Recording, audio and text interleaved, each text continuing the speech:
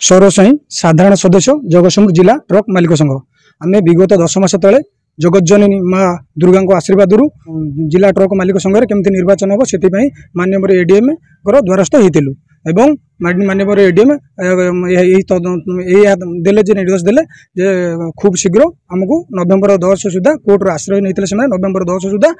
जगतसिंहपुर जिला ट्रक मालिक संघ आमको 100% न्याय मिल आम आज जगतजननी माँ दुर्गा आशीर्वाद आम जाऊँ आज भुवनेश्वर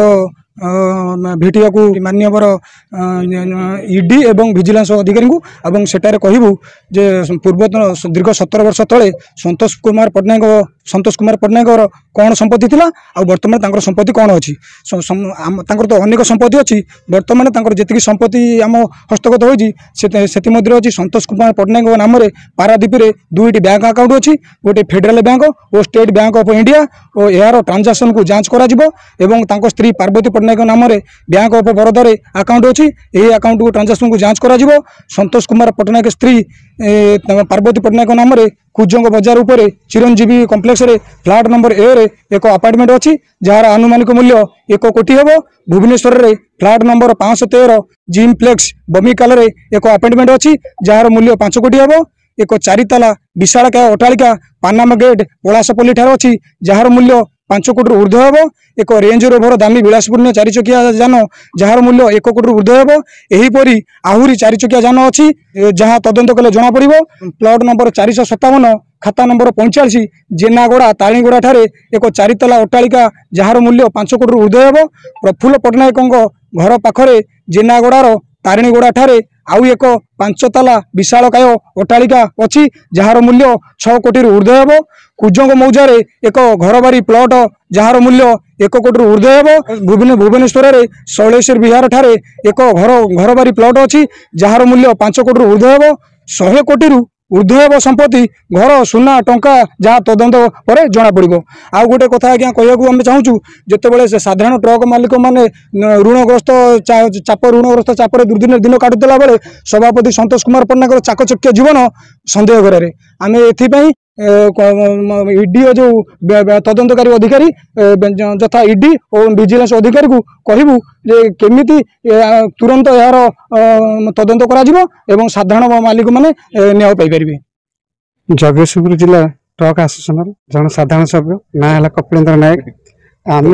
विगत दिन में माँ कति प्रार्थना करूँ जनवरी 6 2025 जे कि आम जगतसिंहपुर जिला ट्रक मालिक संघ केमती स्वाधीनता पाइबू एबे आम यही माँ कति आज प्रार्थना कर नड़िया बाड़े जाऊँ आमर 17 वर्षर जो टंका जे कि संतोष कुमार पट्टनायक खाई ताकू केमती कह एडी महोदय एवं विजिलेंस महोदय को आमर दाबी पत्र देकी आम केमती आमर साधारण मालिक मैंने केमती टंका फेरस्त पाइबे से आम दाबी पत्र देवा भुवनेश्वर जाऊँ एवं आमर सभापति संतोष कुमार पट्टनायक से कि विगत दिन में राज्यसभा बीजेडी राज्य संपादक थे एवं एबे भेली कहीं देखा जे मु राज्य संपादक बीजेडी अच्छी ये आज्ञा आम डरबू ना क्या भी डरबुनु से राज्य संपादक हूँ कि जहाँ भी हूँ आम आमर टंका केमती फेरस्त पाइबू आम आगे विजिलेंस महोदय एवं ईडी महोदय आज्ञा ताक द्वारा दरकार पड़े पिला छाऊ नहीं बसबू किंतु आम टंका आम फेरस्त पाइबू गरीब मालिक मान केमती न्याय पाइबे टंका पाइबे से आम आज्ञा माँ कतर प्रार्थना कर भुवनेश्वर जाऊँ आमर हूँ डीजेल कमिशन एवं डिटेन डिफरेंस एवं आमर जो स्पेशल जदि विगत दिन में जो 17 वर्ष स्पेशल सभापति गाड़ी नाला 2टा ना स्पेशल से नौले ता टंका एवं आउ बहुत दुर्नीति मिनिमम 100-200 कोटी टंका आम आसोसन में दुर्नीति होती से टंका केमती फेरस्त पाइबू आम से मालिक भाई मैंने आम आज माँ कतर प्रार्थना कर भुवनेश्वर एडी महोदय और बिजनेस महोदय जाऊँ टंका ये सब आकाउंट अच्छे सब प्रॉपर्टी सरोज बाबू जो कहले प्रॉपर्टी आप तो सरोज बाबू पढ़े शुणेले आप तो जानते आम तो पेपर नहीं जाऊँ आज्ञा आम हिसाब कर मालिक गोटे 5-6 लाख ना पाइबू पाखे केते टका आज्ञा ईडी महोदय और विजिलेंस महोदय तदंत कले जना पड़ो मालिक सब आम केमती जानबू सभापति तो आमको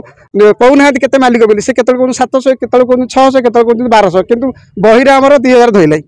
आम आज्ञा एवं जाए मालिक जापारू आम मझे थे आंदोलन करूँ आम केते मालिक आमको दिंतु लिस्ट सेतक ही ना ଆପଣ ଏତିକି ଆପଣ ମିଡ଼ିଆ ଭାଇ ମାନେ ଇଲେକ୍ଟ୍ରିକ୍ ଭାଇ ଏତିକି ଅନୁରୋଧ ଆପଣ ଟିକେ ପଚାରନ୍ତୁ ଯେ ସଂଘରେ କେତେ ମାଲିକ ବିରୋଧ କରୁଛନ୍ତି ଏହାର କାରଣ କ'ଣ ଆପଣ ଏମିତି ନ୍ୟାୟ ଦେବ ବୋଲି ଏଠିକାର ଅଜା ସମ୍ପତ୍ତି ନୁହେଁ ଯେ ପାରାଦୀପଟା ଏଠି ବିଗତ 17 ବର୍ଷ ହେଲା ଛାଡ଼ୁନାହାନ୍ତି ଦେଖନ୍ତୁ ଆପଣ ଅନୁମାନ କରନ୍ତୁ ଆମେ ସାଧାରଣ ମାଲିକଟେ କେମିତି ରାଜତନ୍ତ୍ର ଶାସନ ଯାଇକି ଗଣତନ୍ତ୍ର